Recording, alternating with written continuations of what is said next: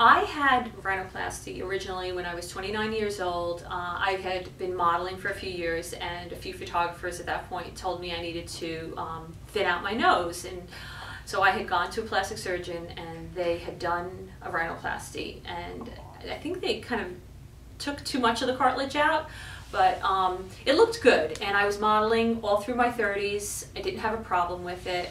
And as the years went on, I started to notice that things started to move. I had like some piece of little cartilage that was down here, and then I had sort of a dent that was developing, and I had a really difficult time breathing, especially on this side. When I had the original plastic surgery, the rhinoplasty, they told me they fixed my deviated septum. So I was surprised that I was still having all these problems. So now a few years passed by, and I just started noticing that when I would be modeling and the pictures would come back, that sometimes things were retouched and they were retouching my nose. And I had had a few photographers that even said, you know, you really should have your nose looked at again. You know, noticing things that are, there's a bump, and there's noticing things that we have to retouch. So I started thinking, okay, I have to have another rhinoplasty. Who's going to do it? And I had visited a few doctors in Manhattan. I had Google searched the best surgeons for rhinoplasty, and Dr. Jacono's name came up, and I went on his website and I started looking at his before and after pictures, and I saw a few girls that sort of, to me, felt like they had the same type of look as I did, same type of facial structure, and I liked their before and after pictures that really sort of represented who I was. Like, this is sort of what I looked like before, this is what I want to look like after.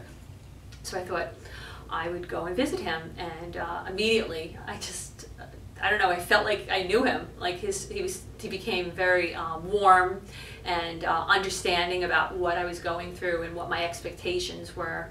And we had a great consultation. We talked about doing some other things, like some fillers, and while we were going through all of that, I decided that I would book the surgery. And I did it about a month after meeting him. The staff was great. I came in, we started on time. The surgery, he said, took a little longer because there was more damage than you could see on the outside was going on in the inside. And I left here, it was bruised, not that bad, but a little groggy, had my bandage on. Maybe because I was a little bit older, it felt like it was a little bit more swelling than I remembered from the first time. You know, I'm 50 now, I was 28, 29 the first time. But pretty much like in the next 2 or 3 days, the swelling went down a lot, and the bruising went down a lot. And then when I saw Dr. Jacono after a week for them to take the cast off, everyone said, wow, you barely have any bruising. And I don't know if it was because I had taken the arnica and the vitamin C that he had suggested, if I was just a really good patient, maybe I drank a lot of water, I don't know. But the swelling went down and the bruising went down pretty quickly. In fact, I was able to do my first modeling job 2 weeks after the surgery. I was a little more swollen than I am now because it's a year later, but it was fine, no one noticed.